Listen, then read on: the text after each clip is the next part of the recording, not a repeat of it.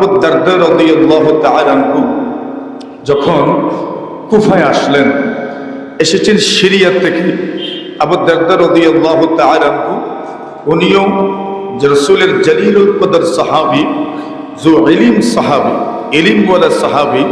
আর আব্দুল্লাহ ইবনে মাসউদ রাদিয়াল্লাহু তাআলা আনহু উনি তো জিবালুল ইলম যাকে বলা হয়, ইলমের পাহাড় যাকে বলা হয়। মাসরুক ইবনুল আজদা রাহিমাহুল্লাহু তাআলার বক্তব্য অনুযায়ী সমস্ত সাহাবায়ে কেরামের ইলমের সার নির্যাস যে দুইজনের মধ্যে পাওয়া যায়, এই দুইজনের একজন হচ্ছেন আলী রাদিয়াল্লাহু তাআলা আনহু, আর আরেকজন হচ্ছেন হযরত আব্দুল্লাহ ইবনে মাসউদ রাদিয়াল্লাহু তাআলা আনহু। আব্দুল্লাহ ইবনে মাসউদ রাদিয়াল্লাহু তাআলা আনহুর অনেকগুলো বৈশিষ্ট্য ছিল। এই বৈশিষ্ট্যের মধ্যে এক বৈশিষ্ট্য ছিল সাহিবুন নালাইন, নবী আকরাম সাল্লাল্লাহু আলাইহি ওয়াসাল্লামের জুতা বহন করনেওয়ালা সাহাবা। সুবহানাল্লাহ, মানে বড়দের জুতা বহন করেছেন উনি। আরেকটা বৈশিষ্ট্য ছিল সাহিবুস সিওয়াক, নবীজির মিসওয়াক বহন করনেওয়ালা। আরেকটা বৈশিষ্ট্য ছিল সাহিবুত তহু, নবীজির উজুর পানি বহন করনেওয়ালা। আরেকটা উপাধি ছিল সাহিবুল বিসাদা, নবীজির জন্য সাহাবায়ে কেরাম যে গদি বানিয়েছিলেন, প্রস্তুত করেছিলেন কোথাও বসার জন্য, ওই গদিটাও উনি বহন করতেন। তো যেই কথা বলতে চাচ্ছিলাম, আবু দারদা রাদিয়াল্লাহু তাআলা আনহু উনি যখন সিরিয়া থেকে কুফা আসলেন, তখন আমাদের মতোই মনে করেন দূরের মানুষের কথা শোনার জন্য আমরা যেভাবে ভিড় জমাই, তো ওনারও কুফার লোকজন আবু দারদা রাদিয়াল্লাহু তাআলা আনহুর সামনে অনেকগুলো মাসআলা মাসাইল পেশ করলেন আর বললেন ওই মাসআলা মাসাইলগুলোর সমাধান আপনি দিয়ে যান। তখন আবু দারদা রাদিয়াল্লাহু তাআলা আনহু উনি কুফার লোকদেরকে বলেছিলেন, আলাইসা ফীকুম সাহিবুন নালাইন, আরে তোমরা আমার কাছে মাসআলা মাসাইলগুলো পেশ করছো, আমি তোমাদেরকে মাসআলা বলবো। আলাইসা ফীকুম সাহিবুন নালাইন, নবীজির জুতা বহন করনেওয়ালা কি তোমাদের কাছে নাই? নবীজির মিসওয়াক বহন করনেওয়ালা কি তোমাদের কাছে উনি কি তোমাদের সামনে বিদ্যমান নয়? নবীজির গদি বহন করনেওয়ালা কি তোমাদের সামনে বিদ্যমান নয়? এর অর্থ হচ্ছে আমি দূর থেকে এসেছি, আবার চলে যাব এবং তোমাদের এই শহরের বিভিন্ন বিষয় সম্পর্কে, ওরফ সম্পর্কে, তোমাদের এই সমাজ রীতি সম্পর্কে আমি তো এতটুকু অবগত নয়। আব্দুল্লাহ ইবনে মাসউদ যতটুকু অবগত আছেন, তো মাসআলা তো ওনার কাছে তোমরা জিজ্ঞাসা করবে, আমার কাছে তোমরা কেন জিজ্ঞাসা করছো? উনি মাসআলার সমাধান দিলেন না, বরং বললেন আব্দুল্লাহ ইবনে মাসউদের কাছেই তোমরা মাসআলাগুলোর সমাধান চেয়ে নিও। মানে এলাকার যিনি আছেন ওনার দিকে সুপর্দ করে দিলেন। কিন্তু বড় পরিতাপের বিষয়, আফসোসের বিষয়, আমাদের এই সমাজ ব্যবস্থায় এত সব মাদারিস উপস্থিত বিদ্যমান থাকা সত্ত্বেও অনেক মানুষ ইউটিউবের মাধ্যমে ফতোয়া জানার চেষ্টা করে, দেখে না? এটা আমাদের এই জাতির জন্য অশনি সংকেত। যার কাছ থেকে আপনি ফতোয়া জানছেন, ওনাকে আপনি চিনেন না, ওনাকে আপনি জানেন না, তার ধর্মীয় আপনার ভাবধারা সম্পর্কে আপনার জানা নাই, এই লোকটা কোন আকীদা লালন করে তাও আপনার জানা নাই, এই লোকের মতাদর্শই বা কি তাও আপনার জানা নাই, তো আপনার জন্য কোনোভাবেই তাকে চিনেন না, জানেন না, তার কাছ থেকে ফতোয়া সংগ্রহ করা, ফতোয়া নেওয়া আপনার জন্য কোনোভাবেই জায়েজ হবে না, ঠিক না? এই ব্যাপারটা আমাদেরকে সকলের খেয়াল রাখা দরকার। ফতোয়ার ব্যাপারে, মাসআলা মাসাইলের ব্যাপারে যে মতো নগণ্য আপনাদেরকে কিছু বলবো এমন যোগ্যতা আমার আসলেই নাই। আমি এই মাদ্রাসার বার্ষিক মাহফিলে আব্দুল্লাহ ইবনে মুবারক রাহিমাহুল্লাহ তাআলা শেষ করব। আব্দুল্লাহ ইবনে মুবারক রাহিমাহুল্লাহ তাআলা উনি ওনার শাগিরদেরকে ওসিয়ত এবং নসিহত করেছিলেন। এটা শুধু ওনাদের জন্য না, আমাদের সবার জন্য। আমাদের সমাজ ব্যবস্থায় এবং আমাদের এই সংস্কৃতিতে এখন দেখা যাচ্ছে ছেড়ে দেওয়ার প্রবণতা বাড়ছে। এর মানে আমরা অনেক ইবাদত ছোট মনে করে করতে চাই না, এমন অবস্থা আমাদের অনেকের আছে কিনা বলে।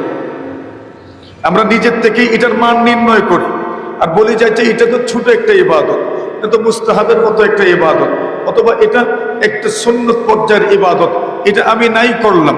কত মানুষ অত্যন্ত অবহেলার সাথে সুন্নতকে ছেড়ে দিচ্ছে, আর মনে মনে ভাবছি সুন্নত ছাড়লে আমার কি বা ক্ষতি হবে, এমন আহামারি কোনো ক্ষতি তো আমার হচ্ছে না।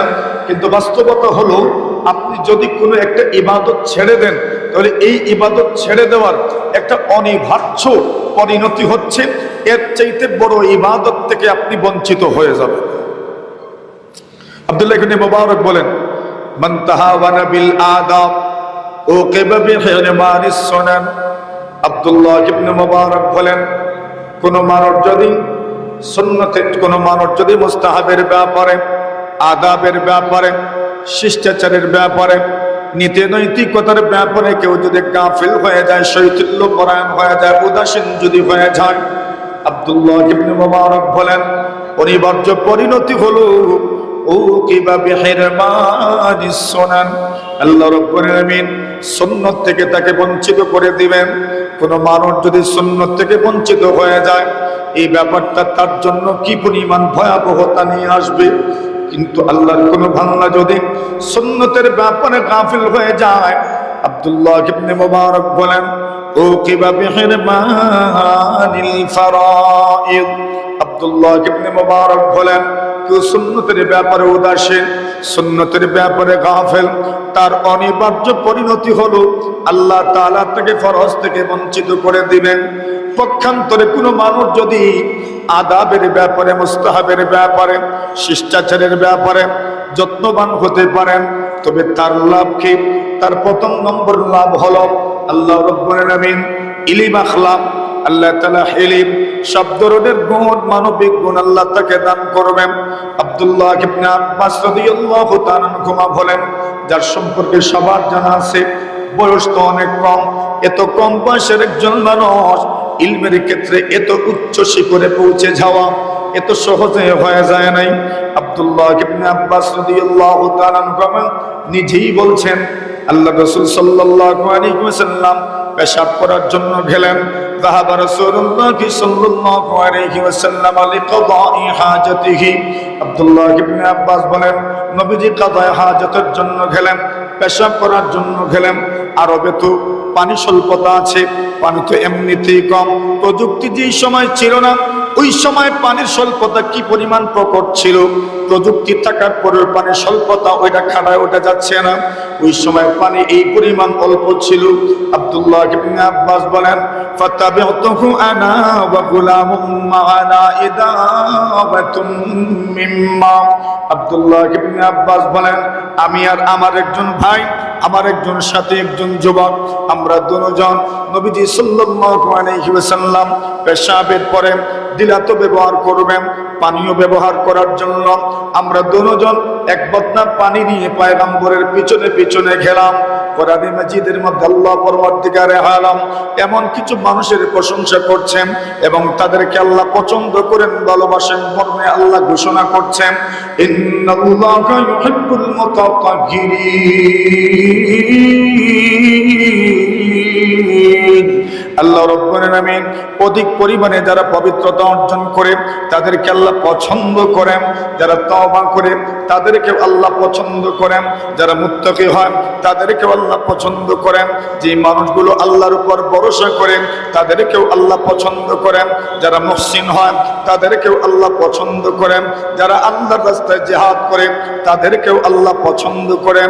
অধিক পরিমাণে পবিত্রতা অর্জনের ব্যাখ্যা হলো পেশাব করলেন, বড় ইস্তিনজা করলেন, ডিলাও ব্যবহার করলেন, টিস্যু ব্যবহার করলেন, পানীয় ব্যবহার করলেন, এর নাম হলো অধিক পরিমাণে পবিত্রতা অর্জন করা। আল্লাহ তাআলা বলেন, যারা অধিক পরিমাণে পবিত্রতা অর্জন করে এদেরকে আল্লাহ ভালোবাসেন। সুবহানাল্লাহ, জোরে বলেন। আমাদের তো ঘাটতি আছে এই মর্মে, আমরা তো আছে পানি আছে কিন্তু টিস্যু নাই, ব্যবহার করি না, আছে কিন্তু ব্যবহার করি না।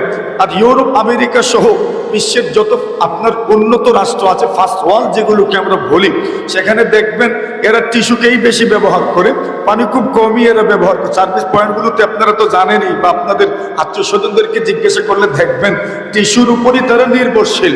এজন্য ইউরোপ, আমেরিকার তারা বড় বড় গবেষকরা বসে গবেষণা করছে যে আমরা টিস্যু ব্যবহার করে যতটুকু পবিত্রতা অর্জন করি এর মাধ্যমে তো 100 পবিত্রতা অর্জিত হয় না।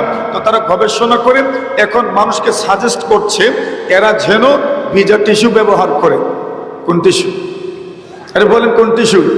এরপরে পানি বলে না, কেন পানি ভরলে যে মুহাম্মদুর রাসূল সাল্লাল্লাহু আলাইহি ওয়াসাল্লাম যেটা শিক্ষা দিয়ে গেছেন, নবীর সুন্নাহ এবং নবীর আদর্শকে প্রমোট করা হয়ে যাবে, এজন্য পানির নাম নেয় না, ভিজা টিস্যুর নাম নেয়। ঠিক না ঠিক? কিন্তু তারা তো ওইটাই বলতে চাচ্ছে যে পানি ব্যবহার করো। আল্লাহ রাসূল আরবের মরুপ্রান্তর, যেখানে ধৌধু মরুভূমি যেটাকে বলা হয়, সেখানেও পানি ব্যবহার করার কথা বলে যাচ্ছেন। আপনি অনুমান করেন তো পবিত্রতার ব্যাপারে, পরিচ্ছন্নতার ব্যাপারে ইসলামের নির্দেশনা কি পরিমাণ সুস্পষ্ট ছিল। আল্লাহু আকবার।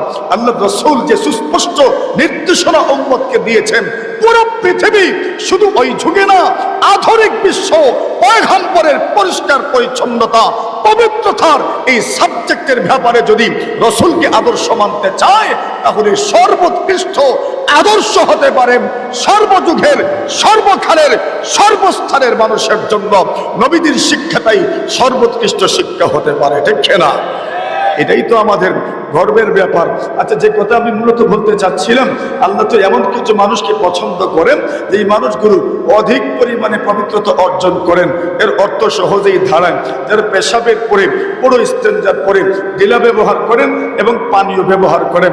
এটাতে আমাদের ঘাটতি আছে কিনা? সায়েন্সবিদরা বলছেন, ডাক্তাররা বলছেন, মানুষের শরীরে সংক্রমিত হয় যত রোগ আছে, এই রোগের প্রায় 90% রোগ হয় শুধু মলমূত্র থেকে। কিসের থেকে? মলমূত্র থেকে। এখন আপনি সোজা মলমূত্র যদি স্পর্শ করেন, তাহলে এই হাতের মাধ্যমে এবং হাত দিয়ে আপনার পুরো শরীরে বিভিন্ন রোগ অবশ্যই ঢুকবে, ডাক্তারদের কথা। এজন্য রাসূলের শিক্ষা এখানে কি? রাসূলের শিক্ষা হলো প্রথমে ডিলা ব্যবহার করা। তো যদি করেন, তাহলে এরপরে আপনি সরাসরি মলমূত্র স্পর্শ করলেন না, আপনার শরীরে রোগ সংক্রমিত হবে না। আচ্ছা, এখন রাসূল আকরাম সাল্লাল্লাহু আলাইহি ওয়াসাল্লাম, ডিলা তো আছে, পাথরের অভাব নাই, মাটির অভাব নাই, ডিলা তো আছে, কিন্তু পানি তো নাই। আল্লাহ রাসূলের সাহাবী আব্দুল্লাহ ইবনে আব্বাস বলেন, ফাতাবিআতুহু আনা ওয়া গুলামুম মা'ানা ইদাওয়াতুম মিম্মা। আমরা একটা ছোট্ট বদনায় কিছু পানি নিয়ে নবীজির পিছে গেলাম। হাত্তা কুনতু ইনদা আকিবাইহি। আল্লাহ রাসূল সাল্লাল্লাহু আলাইহি ওয়াসাল্লামের পায়ের একদম গোড়ালির নিকটে থাকলাম। আচ্ছা, এই হাদিস থেকেই তো বোঝা যাচ্ছে যে একজন মানুষের পাশে আপনি ইস্তেঞ্জা করতে পারেন। এর দ্বারা বোঝা যায় ঘরের ভিতরেও বাথরুম বানানো যায়। কোথাও বোঝাইতে পারি নাই মনে হয় আমি। আচ্ছা, ঘরের ভিতরে যে আপনি বাথরুম বানাইলেন, ওটা দলিল দিবেন কি, প্রমাণ দিবেন কি? আগের যুগে যে মানুষ বাথরুম বানাইতেন, ওটা তো ঘরের বাহিরে থাকতো। কোন জায়গায়? ডাক্তারের কাছে গেলে ডাক্তার জিজ্ঞাসা করতো, বার ঘর ঠিক মতো হয় কিনা। পেশাব পায়খানা বলতো না, কি বলে? বার ঘর ঠিক মতো হয় কিনা। এর মানে কি? ওটা তো বাহিরেই থাকতো। কিন্তু এখন ঘরে ওইটা কিভাবে আসলো? আল্লাহ রসুলের আমল তো, আল্লাহ রসুল যখন পেশাব পায়খানা যেতেন, পেশাব পায়খানা করছেন, এর দ্বারা বোঝা যায় ঘরের ভিতরেও কি বানানো যায়।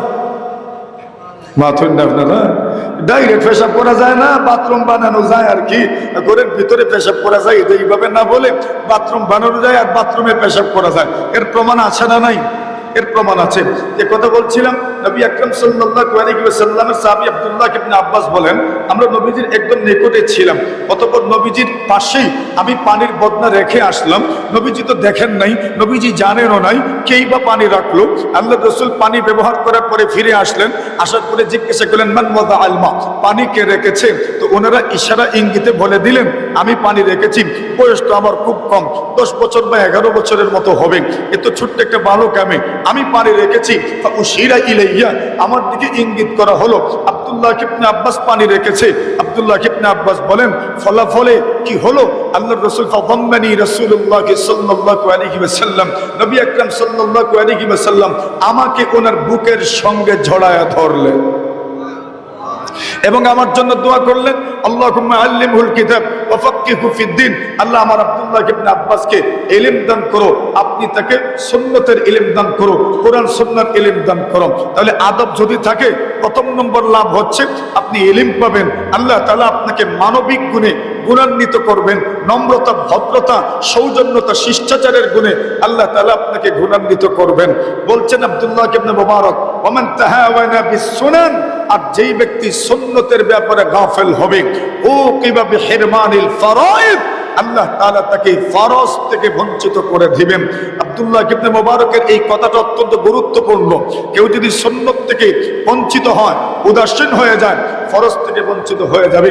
আজকাল আমাদের সমাজ ব্যবস্থায় আমরা বেশিরভাগ মানুষ সুন্নত বিমুখ, ঠিক না বেঠিক? আমরা বেশিরভাগ মানুষ কি সুন্নত বিমুখ। পক্ষান্তরে আপনি যদি নবীর সুন্নতের উপর অটল থাকতে পারেন, অবিচল থাকতে পারেন, তাহলে লাভ কি? ইমাম তিরমিজি বর্ণনা করেন, আল্লাহ রাসূল বলছেন, মান আহইয়া সুন্নতি ফাকাদ আহইয়ানি ওয়া মান আহইয়ানি কানা মাই ফিল জান্নাহ। কেউ যদি আমি নবীর সুন্নাহকে জিন্দা করে, সে যেন আমি রাসূলকে জিন্দা করে। সুবহানাল্লাহ বলে হাদিস তো, মান আহাব্বা সুন্নতি ফাকাদ আহাব্বানি, কেউ আমার সুন্নতকে মহব্বত করলো, আমাকেই যেন মহব্বত করলো। বলছেন মান আহইয়া সুন্নতি ফাকাদ আহইয়ানি, কেউ আমার সুন্নাহকে জিন্দা করলো, সে যেন আমাকেই জিন্দা করলো। কত মানুষ এই দুনিয়াতে মরে ও অমর, কিভাবে? তার কাজে, তার কর্মে মরে ও অমর। আপনি যদি নবীর সুন্নাহকে জিন্দা করতে পারেন, নবীজি মৃত্যুবরণ করেও যেন অমর। আপনি নবীর সুন্নাহ জিন্দা করবেন, আপনার মাধ্যমে নবীজি যেন জিন্দা থাকলেন। সুবহানাল্লাহ। এই মাদ্রাসার নাম হইতো কি? বলেন বলেন, কি মাদ্রাসা? দারুস সুন্নাহ। এই মাদ্রাসার মাধ্যমে তো নবীর সুন্নাহ জিন্দা হচ্ছে। আল্লাহ রাসূল বলছেন, ওয়া মান আহইয়া সুন্নতি, মান আহইয়া সুন্নতি ফাকাদ আহইয়ানি ওয়া মান আহইয়ানি কানা মাই ফিল জান্নাহ। আল্লাহ রাসূল বলছেন, কেউ যদি আমার সুন্নাহকে জিন্দা করে, আমাকেই যেন জিন্দা করলো, আর যে ব্যক্তি আমাকে জিন্দা করবে, কানা মাই ফিল জান্নাহ, নবী বলছেন সে আমার সাথে আল্লাহর জান্নাতের মেহমান।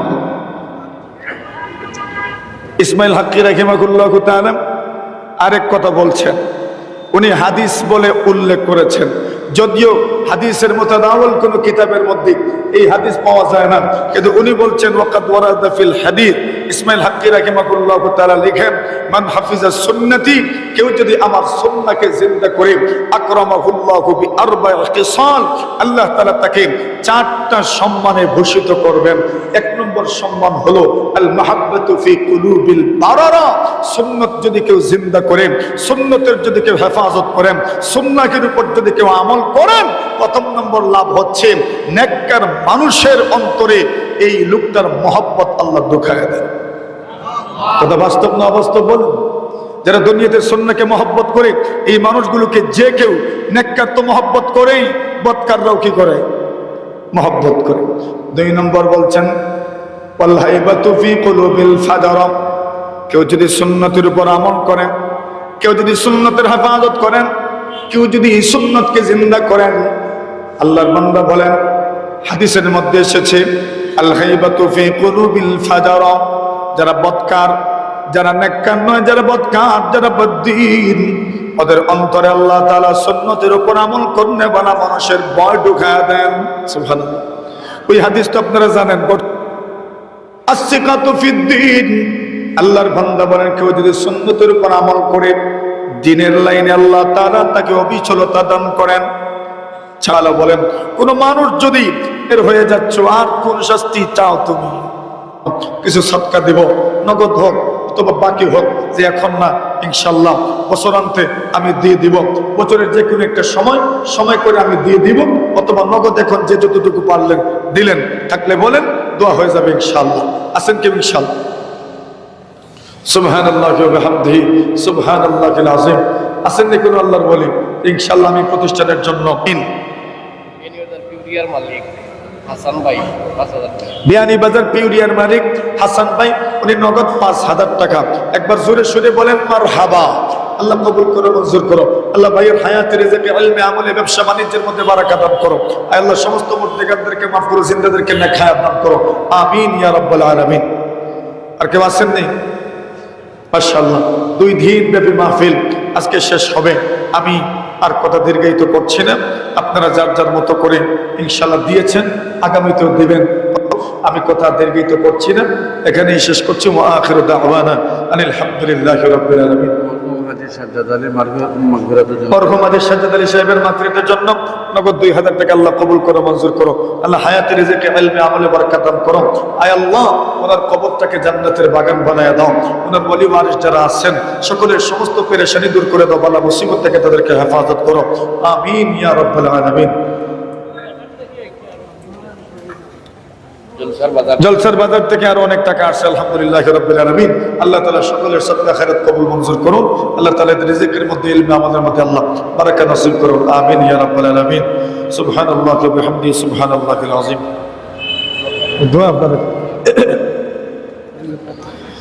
আলহামদুলিল্লাহি রাব্বিল আলামিন, والصلاة والسلام على سيد الأنبياء والمرسلين وعلى آله وأصحابه أجمعين يا أرحم الراحمين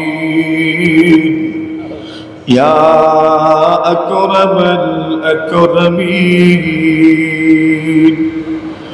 يا ذا القوة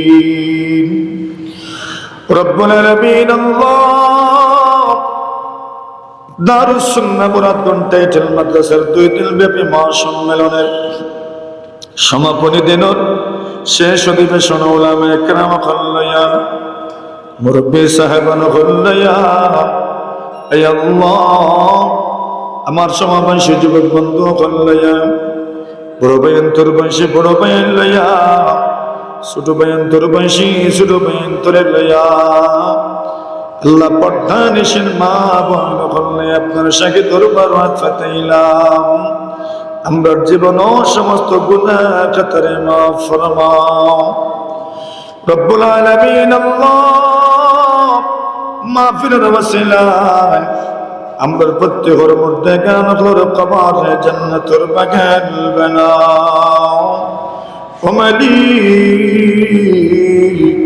আমরা সবার মধ্যে গানর কবর রহমতের ঝরি বর্ষণ ফরমাও। আয় আল্লাহ এই মুহূর্তে আমরা কত মধ্যে গান আপনার কথা আমরা মনে হইতেছে, জানি না আমরা মায়ের মানুষ সকল কবর কোন অবস্থায় আছে, আল্লাহ প্রত্যেকের কবরের কানেকশন আপনার জান্নাতের সাথে করে দিও ও মালিক। আপনার যত বান্দা বান্দি এখন অসুস্থ আছেন আল্লাহ, এই মজলিসের মধ্যে অনেক মানুষ অসুস্থ, যে যেখান থেকে দোয়া শরীক হয়েছে অনেক মানুষ অসুস্থ আছে আল্লাহ, কেউ বাড়িয়া করে হাসপাতালে ক্লিনিক, কেউ দেশ কেউ বিদেশ, আল্লাহ সব বিমার হলরে আপনার হাবালা করালাম, আমরা সব বিমার হলরে আপনার দারু শিফা থেকে শিফা দাল ফরমাও ও মালিক। মেহেরবানি করে আমরা শরীর জটিল জটিল রোগ দিও না, ক্যান্সার রোগী বানাইও না আল্লাহ, ক্যান্সার রোগী বানাইও না ও মালিক। আমরা কোনো অঙ্গ প্রত্যঙ্গ নষ্ট করিও না, আমরা আওলাদ দখলের বিপদগামী করিও না ও আল্লাহ, আমরা আওলাদ দখলের কারণে আমরা কোনো গেটো বেইজ্জত করিও না। আয় আল্লাহ আমরা যত মানুষের আওলাদ দখল অবাধ্য হয়ে গেছেন ও মালিক, মেহেরবানি করিয়া সবে মা বাবার বাধ্য সন্তান বানাই দেও আল্লাহ। যত মানুষের রুজি নাই রোজগার নাই, আয় আল্লাহ আপনার সবার রিজিক রুজির মধ্যে বরকত দান ফরমাও। যতদিন হায়াতে রাখো আপনার রহমতের চাদরে আমরা আবৃত রাখিও, গুনার কারণে রহমত দূরে না রাখিও। আমরা বলিছি মৌলা তুমি না ভুলিও, জীবন মরণে আরো কবর হাসরে দেখিও রে আল্লাহ সদয় নজরে। রব্বুল আলামিন আল্লাহ আমরা কত মানুষে কত নেক নিয়ত লইয়া দুটাইছন, আল্লাহ প্রত্যেকের মনের নেক কামনা বাসনারে পূরণ ফরমাও।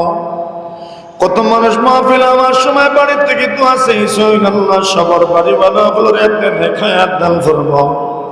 রব্বুল আলামিন আল্লাহ আমরার বিদেশি হল যে যেন আছেন, যে সমস্যার মধ্যে আছেন, মেঘের পানি করিয়া সকল সমস্যার দূর ফরমাও। আল্লাহ যত মানুষের যত নেক নিয়ত আছে, আল্লাহ নেক নিয়ত পুরা ফরমাও। মেহেরবানি করে আমরা দোয়া মোনাজাত কবুল মনজুর ফরমাও। কিভাবে কিশোরে আমি বনি